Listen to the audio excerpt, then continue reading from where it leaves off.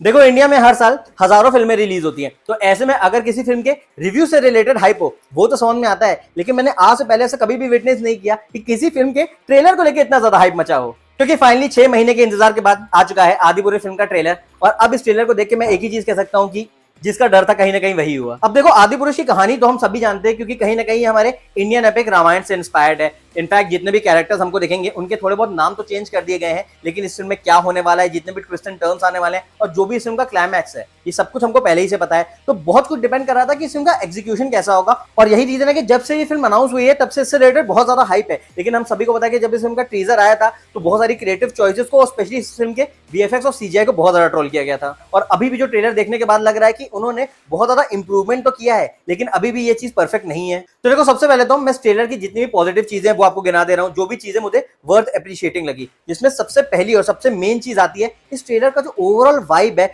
जो background music है और जो ओवरऑल वर्ल्ड और इन्वायरमेंट इसने सेट किया है, वो डेफिनेटली वर्थ एप्रिशिएटिंग है। क्योंकि हम सभी को रामायण की कहानी तो पता ही है, तो जब हम ट्रेलर को अपनी आंखों के सामने अनफोल्ड होते हुए देखते हैं और जब हम वो सारे आइकॉनिक सीन्स देखते हैं, सबसे पहले जहां राम जी हनुमान जी से मिल रहे हैं, उसके बाद जहां पे सीता जी का अपहरण हो रहा है, उसके बाद जब राम जी अपनी पूरी वानर सेना के साथ समुद्र पार करते हैं और जहां पे पत्थरों पे राम लिखा हुआ है, ये सभी हम जानते हैं बहुत ही आइकॉनिक सीन है। और ये मैं कहूंगा मेकर्स की काफी स्मार्ट चॉइस थी, क्योंकि हम सभी कहीं ना कहीं रामायण से जुड़े हुए हैं। और जैसे कि मैं हमेशा कहता हूँ वो कोई फिक्शनल कहानी या फिर सिर्फ एक हमारी हिस्ट्री नहीं है, वो हमारी भगवान की कहानी है, और इस वजह से लोगों की अपनी फीलिंग्स, अपनी आस्था जुड़ी हुई है उससे। और बेसिकली इस वजह से होता क्या है कि जब हम इन सारे सीन्स को ट्रेलर में देखते हैं तो कहीं ना कहीं वीएफएक्स और सीजीआई से हमारा ध्यान हट जाता है, हमारा सारा ध्यान फिल्म के सीन्स पे और कैरेक्टर्स को जिस तरीके से रिप्रेजेंट किया है एंड मोस्ट इंपोर्टेंटली जो वो डायलॉग बोल रहे हैं कहीं ना कहीं उस पर चला जाता है। और स्पेशली इसी वजह से जब हमको ट्रेलर में ऐसा दिखाया जाता है कि राम जी अपनी जर्नी पे निकल चुके हैं सीता जी को बचाने के लिए, और जो बैकग्राउंड में गाना बज रहा है जिसको अजय अतुल ने कंपोज किया है, मैं कहूंगा वो डेफिनेटली ट्रेलर का फील बहुत ज्यादा बढ़ा देता है। इनफैक्ट ये कहना गलत नहीं होगा कि अगर मुझे इस ट्रेलर का जो ओवरऑल बैकग्राउंड म्यूजिक है और मोस्ट इंपोर्टेंटली जो पीछे जय श्री राम गाना बज रहा है, अगर मुझे सिर्फ उसको रेट करना हो तो डेफिनेटली मैं उसको 10 on 10 दूंगा। लेकिन अनफॉर्चुनेटली मैं ये बात पूरे ट्रेलर के बारे में नहीं कह सकता, क्योंकि इस ट्रेलर में बहुत ज्यादा फ्लॉज हैं। सबसे पहला और सबसे बेसिक फ्लॉ जो कि मैं कहूंगा मुझे जब फिल्म अनाउंस हुई थी और मुझे टीजर में भी दिखा था, और अब क्योंकि ट्रेलर आ गया है तो मैं कहूंगा वो काफी क्लियरली दिखाई दे रहा है कि इस फिल्म की जो स्टारकास्ट है वो काफी गलत ली गई है। देखो हम सभी जानते हैं कि प्रभास बहुत बड़े एक्टर हैं और कहीं ना कहीं वो बाहुबली के बाद एक पैन इंडिया स्टार बन गए हैं, लेकिन इस फिल्म में जिस तरीके से उनको रिप्रेजेंट किया गया है वो बिल्कुल भी लॉर्ड राम जैसे नहीं लग रहे। जो भी उनका कॉस्ट्यूम है, जो भी उनका गेटअप है, वो बिल्कुल भी हीरोइक नहीं है। इनफैक्ट अगर मैं बाहुबली की बात करूं तो one of the main reason कि उस फिल्म को बहुत ज्यादा पसंद किया गया था कि प्रभास का जो स्क्रीन प्रेजेंस था, मतलब वो जिस भी सीन में एंट्री कर रहे थे पब्लिक को अपने दिल में एक ऐसी वाइब आ रही थी कि हाँ अब ये आ गया, सब कुछ ठीक हो जाएगा। वो एक वॉरियर, एक सेवियर लग रहे थे। लेकिन इस फिल्म में वो बहुत ज्यादा मिसफिट लग रहे हैं as Lord Ram. And although Sharad Kelkar ने उनकी वॉइस तो दी है हिंदी डब वर्जन में, तो वो वॉइस तो ठीक है, लेकिन Prabhas being the lead character of the film वो लॉर्ड राम प्ले कर रहा है, और जिस तरीके का हमको उनके साथ कनेक्ट होना चाहिए वो बिल्कुल भी फील नहीं हो रहा है। इनफैक्ट मैं काफी क्लियरली बोलूं तो प्रभास को एज लॉर्ड राम इसलिए नहीं कास्ट किया गया है क्योंकि वो रोल के लिए परफेक्ट थे। काफी हद तक उनको इसलिए कास्ट किया गया है क्योंकि वो पैन इंडिया स्टार है और इस उनका बजट भी 500-600 करोड़ पहुंच चुका है, तो कहीं ना कहीं उनको एक ऐसा बड़ा स्टार चाहिए था जिसको ऑडियंस थिएटर तक देखने आए। इस वजह से प्रभास को इस फिल्म में कास्ट किया गया है। बाकी अगर मैं इस फिल्म की सपोर्टिंग कास्ट की बात करूं तो उसमें भी काफी मेजर फॉल्ट है। सनी सिंह को एज लक्ष्मण कास्ट करना मैं कहूंगा बहुत ही बड़ा गलत डिसीजन था। उनका जो गेटअप है, जो ओवरऑल एक्सप्रेशंस है एंड मोस्ट इंपोर्टेंटली जो उनकी डायलॉग डिलीवरी है, अगर आप ट्रेलर में सुनेंगे उनका एक ही डायलॉग है, मैं कहूंगा काफी बुरी तरीके से उन्होंने वो डायलॉग बोला है and I am not sure वो डायलॉग कैसे अप्रूव हो गया। बाकी सैफ अली खान भी एज रावण ऑल्दो ठीक तो हैं, बट मुझे लगता है उनसे बहुत ज्यादा बेटर एक्टर को कास्ट किया जा सकता था। जैसे कि हमने देखा था रणवीर सिंह ने अलाउद्दीन खिलजी की परफॉर्मेंस दी थी, उस लेवल के किसी एक्टर को कास्ट करना चाहिए था। और सबसे बड़ी जो गलत कास्टिंग हुई है वो हुई है हनुमान की। मुझे एक्जैक्टली पता भी नहीं कि वो कौन से एक्टर प्ले कर रहे हैं, और हम सभी जानते हैं कि जो डीडी नेशनल पे रामायण आता था उसमें दारा सिंह जी ने जो हनुमान जी का कैरेक्टर प्ले किया था वो कितना ज्यादा आइकॉनिक हो गया था। मुझे लगता है काफी बेटर एक्टर को वो कास्ट कर सकते थे हनुमान जी के रोल के लिए। और जहां कास्टिंग की बात हो ही रही है तो मुझे लगता है सबसे बड़ा ब्लंडर तो कृति सैनन के साथ हुआ है। कृति सैनन ऑल्दो वो एक्ट्रेस डिसेंट है बट वो रोम कॉम के लिए सही है, यू नो, जैसे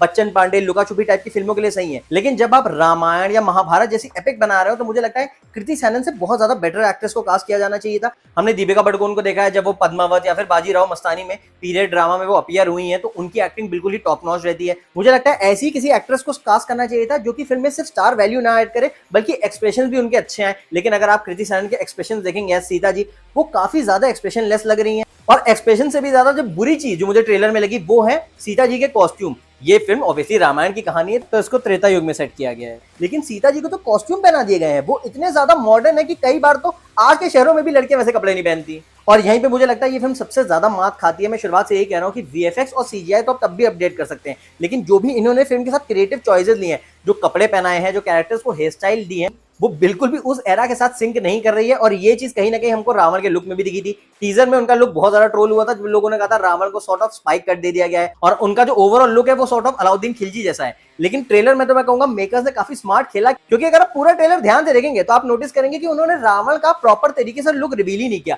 एक हमें उनका लुक डेफिनेटली दिखाया गया है जहां पे रावण एक साधु का भेष लेके सीता जी का अपहरण करने आता है, तो इससे एक चीज तो क्लियर हो रही है कि वो रावण का मेन लुक नहीं है। लेकिन रावण का जो मेन लुक जो कि ट्रेलर के लास्ट में रिवील होता है, उसमें उन्होंने सिर्फ रावण की आंखें दिखाई हैं, और उसमें भी अगर आप शॉट को पीछे से देखेंगे तो काफी क्लियरली विजिबल है कि उसमें भी रावण का वो शॉर्ट हेयर वही वाला है जो हमने टीजर में देखा था। जिससे अगेन एक चीज क्लियर हो जाती है कि मेकर्स ने जितना भी 6 महीने में वर्क किया है वो सिर्फ और सिर्फ फिल्म के टेक्निकल एस्पेक्ट पे किया है, यानी वीएफएक्स पे, सीजीआई पे। इन्होंने कोई भी चीज रीशूट नहीं की है, और ये बहुत बड़ी मेजर प्रॉब्लम है, क्योंकि अगर उन्होंने रावण की जो हेयर स्टाइल है, सीता जी के कॉस्ट्यूम है, और जितनी भी मैंने कहा क्रिएटिव चॉइसेस है, ये सारी चीजें उन्होंने अगर बहुत ज्यादा मॉडर्न वे में दिखा दी, तो रामायण के सब्जेक्ट की वजह से, इनिशियल हाइप की वजह से ये फिल्म 100-200 करोड़ अपने पहले वीकेंड पे तो कमा लेगी।